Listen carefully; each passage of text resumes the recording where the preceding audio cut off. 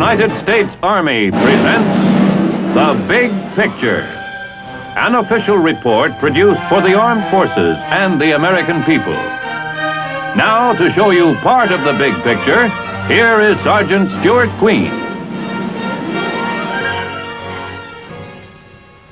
In part one of our two-part documentary on World War II in the Pacific, we saw how American forces rallied after early setbacks and forced the enemy on the defensive. Successive Allied victories in the Central and South Pacific during 1943 made possible the great sweeping drives the following year, which cost the enemy all his early gains. Now we will witness the final stages of that epic struggle. With the capture of the Marshall Islands by the combined American forces under Admiral Nimitz and the success of General MacArthur's operations in the Southwest Pacific, the next step in the Allied plan was the invasion of the Marianas. 6 months ahead of schedule, Saipan and the Marianas became the target of two Marine divisions on June 15, 1944.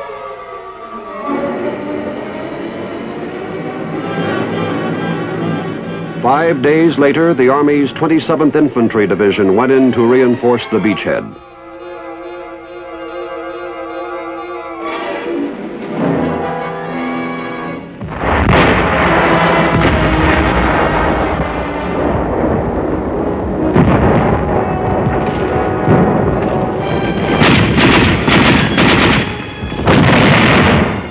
Enemy soldiers, refusing to surrender, holed up on hills and in caves. Many had to be blasted out. The surrender of enemy troops did not come easily. At times, Japanese prisoners were used to urge their comrades to surrender rather than be buried alive.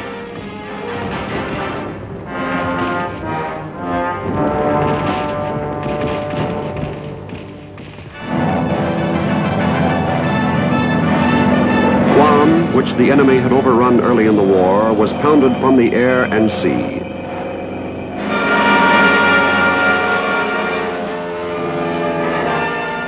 The invasion of Guam took place on July 21, 1944. The enemy resisted the bold attacks of American soldiers and Marines for 19 days before the island again became a United States possession. During the fighting in the Marianas, Army engineers and Navy Seabees had begun work on an extensive system of B-29 airfields. In November of 1944, the first B-29s from Saipan flew against Japan. Between Guam and the Philippines were the Palau Islands. In September of 1944, the 1st Marine Division pushed ashore on Peleliu. The Army's 81st Division landed on nearby Angar Island.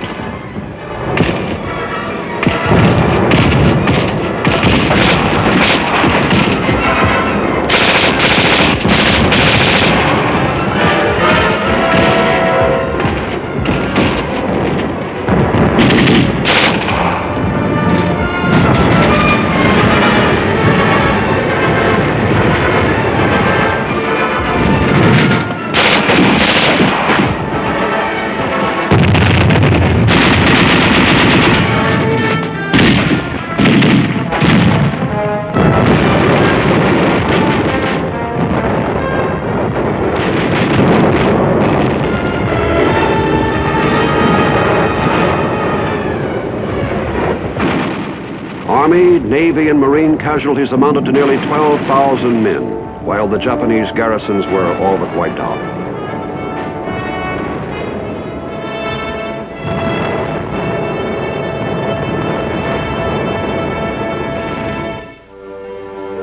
On the same day that Nimitz forces invaded the Palaus, MacArthur's troops, in a strategically converging attack, jumped from the western tip of New Guinea to Morotai Island.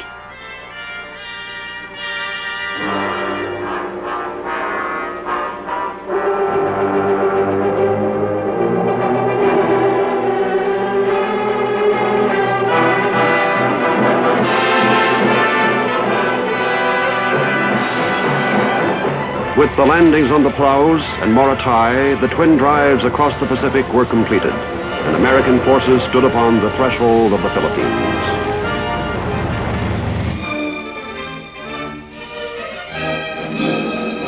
To the men who had carried the fight from Hawaii and Australia to the Palaus and Morotai, the Philippines had long stood as a symbol on which their determination and hopes had focused. We had lost those islands in the grim early days of the war, and with them we had lost military advantage and a measure of our self-confidence. Now, 3 years later, a large and powerful armada converged upon those islands 2 months ahead of the Allied schedule. Destination Leyte, purpose liberation. General MacArthur had promised to return, and return he did. On October 20, 1944, 4 American Army divisions stormed the Leyte beaches to begin one of the last great campaigns of the Pacific War.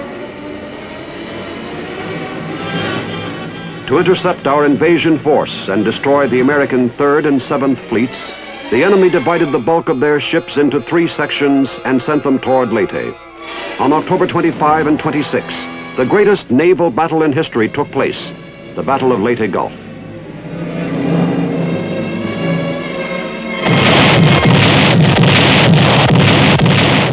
The enemy lost 3 battleships, 4 carriers, 10 cruisers, and 9 destroyers, breaking the back of their naval power.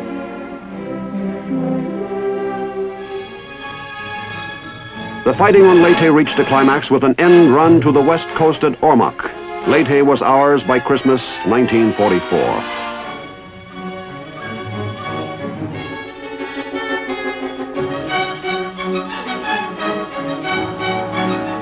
Even before Leyte was secure, troops of the 6th Army had moved on to Mindoro in preparation for the invasion of Luzon.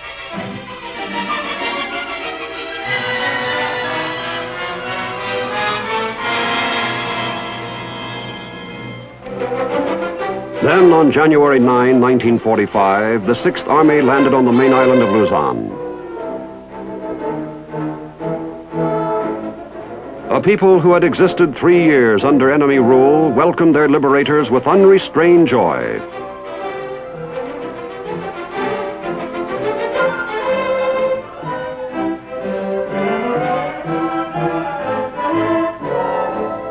Filipino guerrillas had waged continuous war against the enemy during the occupation. Now, armed and equipped as units of the new Philippine Army, they fought side by side with advancing Americans to drive the invader from their soil.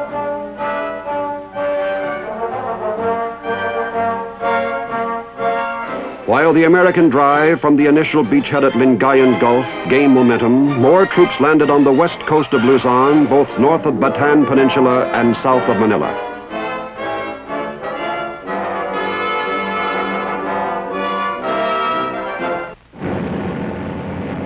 Enemy forces were concentrating their defenses in the rugged mountain terrain, and the task of routing them was exhausting and hazardous. I think they're going to be doing okay. They're flying down there at 20-degree azimuth, but they're doing okay. They're doing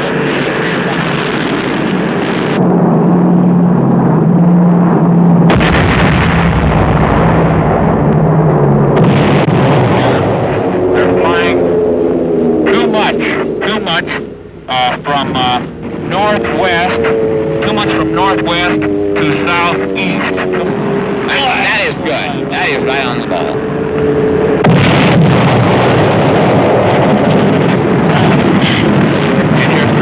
In your green system. Bombs. Very nicely placed.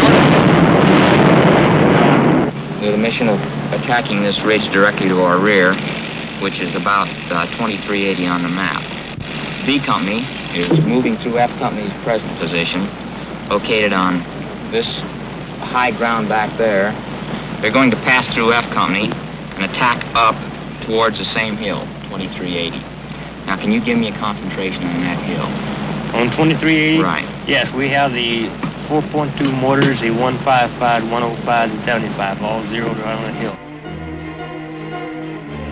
A daring raid on Cabanatuan Prison brought freedom to hundreds of survivors of the Death March in Corregidor.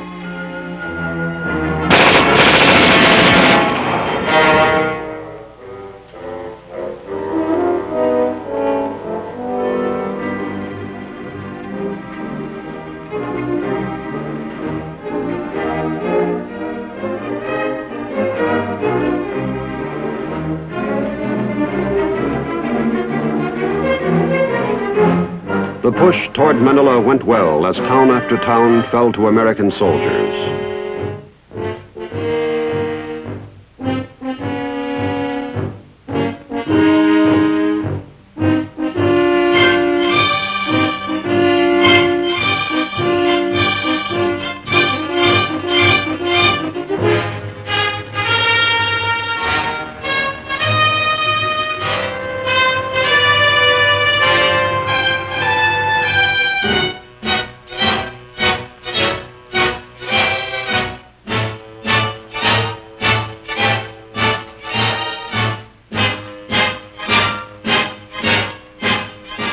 By early February, the 1st Cavalry, the 37th Infantry, and the 11th Airborne Divisions converged upon the city.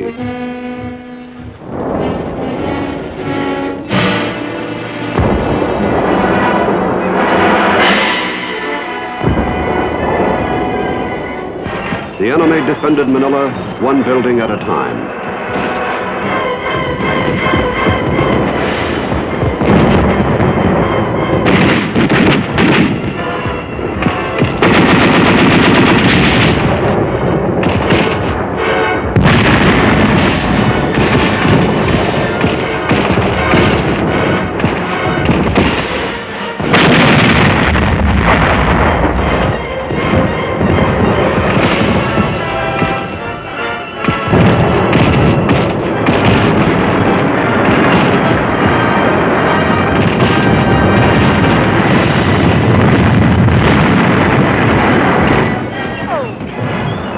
One of the strangest battles of the Pacific War was fought in the Rizal Baseball Stadium in Manila. There, American tanks in the infield fired their guns point blank at enemy defenders who were hidden in the grandstands.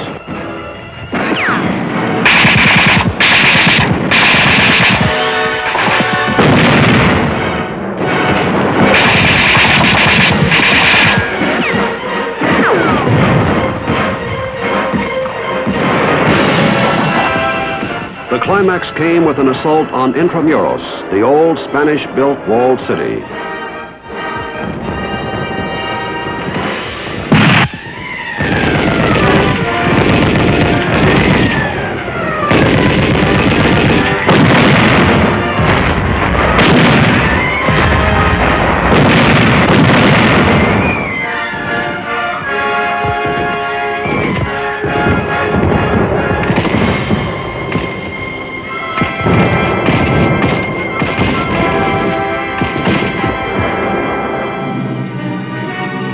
Before our Navy could use Manila Bay, the enemy garrison on Corregidor had to be subdued. The 503rd Parachute Infantry dropped on the island February 16.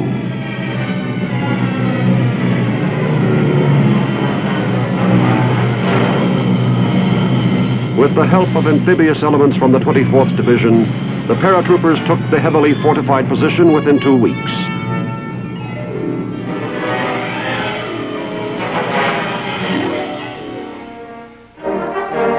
Shortly thereafter, General MacArthur arrived to congratulate his men.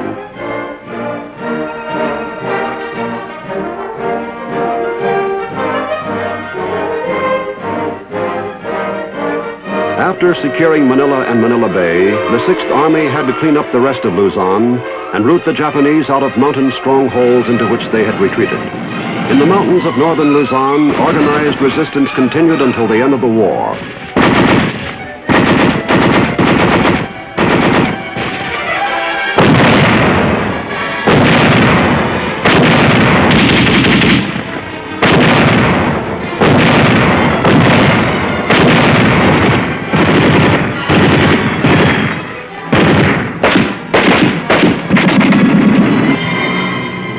While the 6th Army was finishing the job on Luzon, the 8th Army moved into the southern Philippines and in a rapid series of amphibious operations cleared Palawan, the Zamboanga Peninsula, the Sulu Archipelago, Panay Island, Cebu, Negros, and finally eastern Mindanao.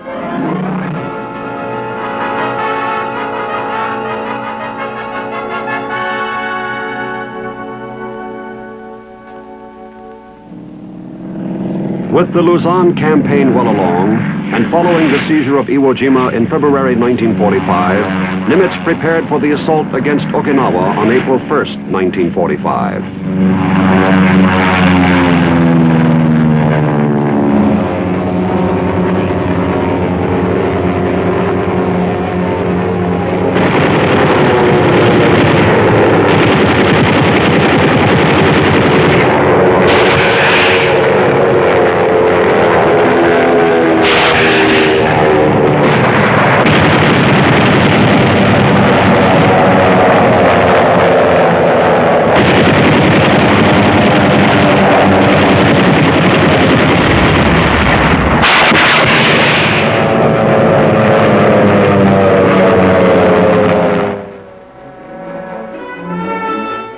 "1,300 American naval vessels converged upon Okinawa and began the heaviest pre-landing bombardment of the Pacific War.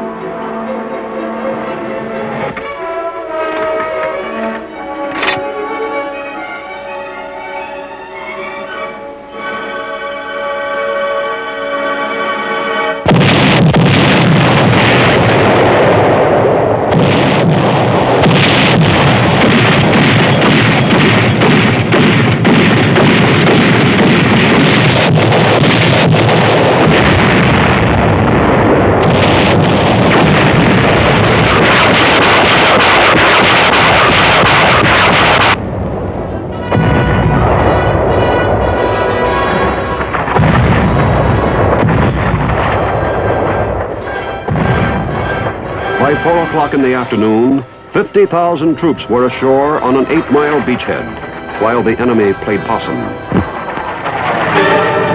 On April 6th, Japanese pilots of the ill-famed Kamikaze Corps flew their suicide planes against our fleet.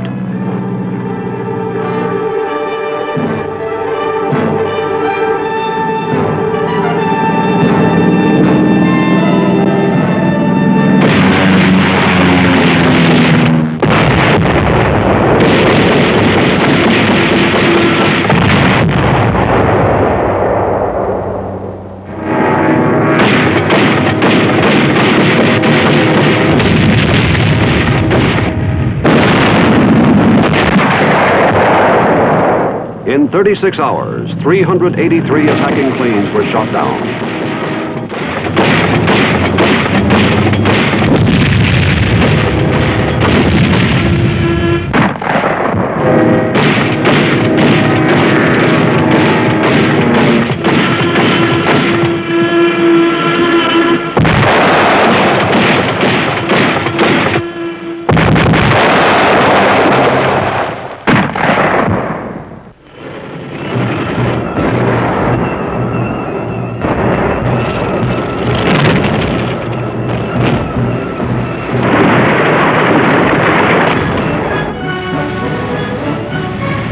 On Okinawa, General Simon Bolivar Buckner's troops found northern resistance comparatively light, while the 10th Army in the south found some of the strongest resistance yet encountered in the Pacific. The road to victory on Okinawa took nearly 3 months to travel and cost American forces almost 40,000 casualties, including the life of General Buckner. The Okinawa campaign had been a highly successful air, sea, and ground operation carried out under conditions favoring the enemy. We had now reached the doorstep of Japan.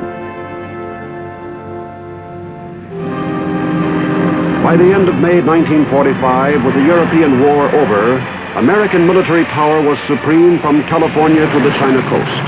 During the early summer months, the tempo of air attacks on the Japanese main islands was sharply increased. B-29s of the Army's Strategic Air Force, operating from bases in the Marianas, were averaging 1,200 sorties a week over enemy industrial targets.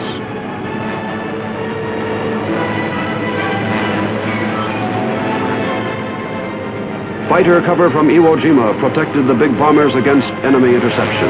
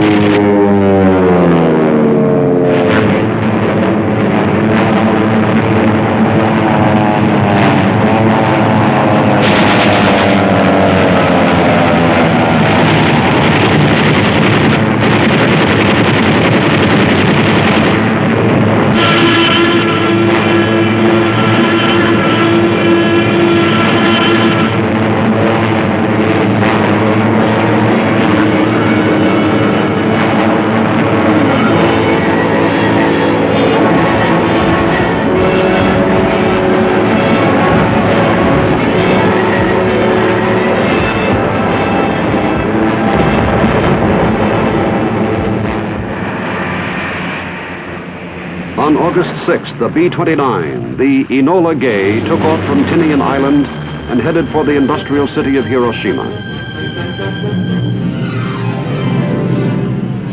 At 8:15 that morning, the Enola Gay dropped the first atomic bomb on a city.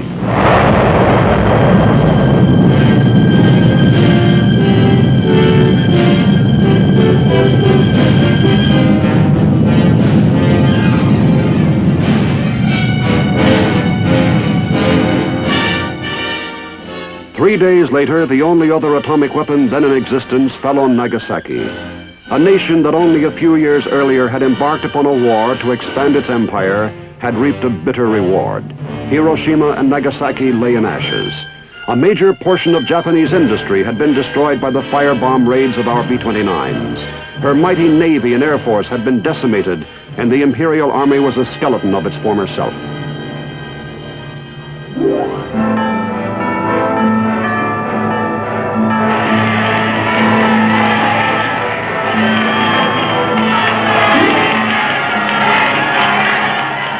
Both victors and vanquished cautiously approached the matters of unconditional surrender and occupation.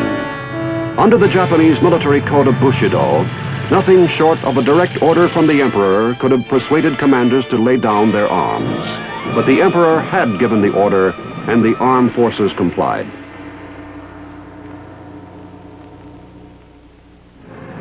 American troops quickly flew to airstrips that enemy fighter planes had been using only a few days before.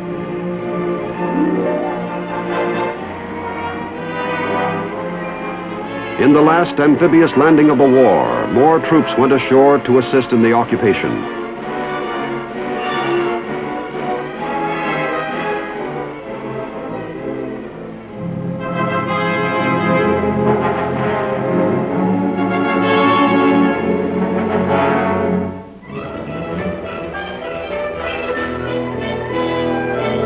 American military and naval personnel in Japanese prison camps were released.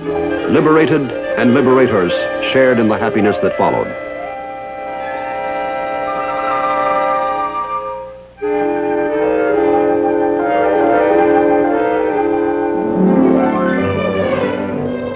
The Allied High Command estimated that more than 1 million casualties had been avoided when the Japanese capitulation canceled invasion plans.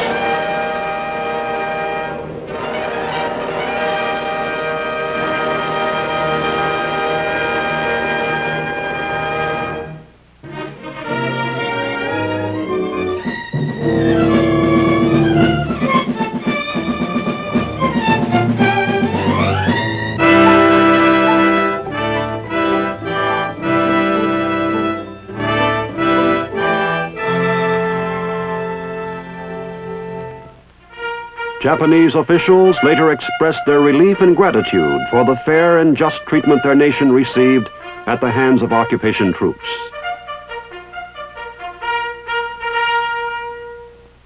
Although the warlords who had brought on the conflict were subsequently brought to trial, the Japanese people were permitted and even encouraged to make the quickest possible transition to useful, peaceful activity without American interference. Engineer units immediately pitched in to help rebuild what our bombers had destroyed.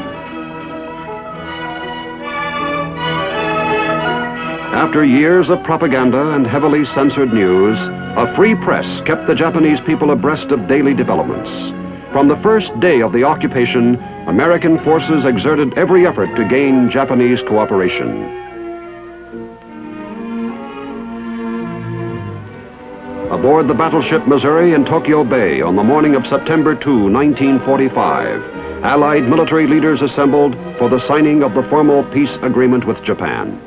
We are gathered here, representatives of the major warring powers, to conclude a solemn agreement whereby peace may be restored. The terms and conditions upon which surrender of the Japanese imperial forces is here to be given and accepted are contained in the instrument of surrender now before you. I now invite the representatives of the Emperor of Japan and the Japanese government and the Japanese Imperial General Headquarters to sign the instrument of surrender at the places indicated.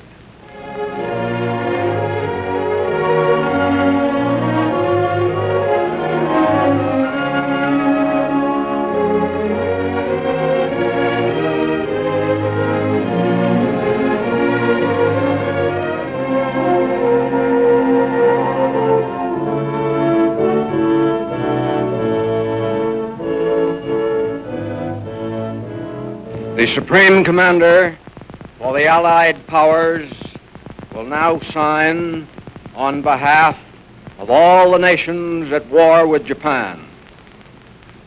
Will General Wainwright and General Percival step forward and accompany me while I sign?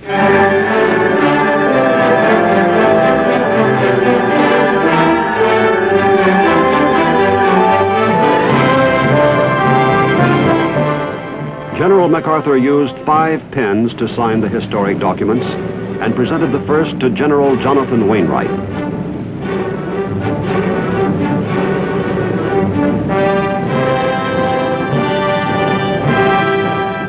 The second went to British General Percival, the Defender of Singapore, 2 to the National Archives, and the 5th MacArthur kept for himself. With the signing of the peace, which marked the end of World War II, General MacArthur said simply, "These proceedings are closed."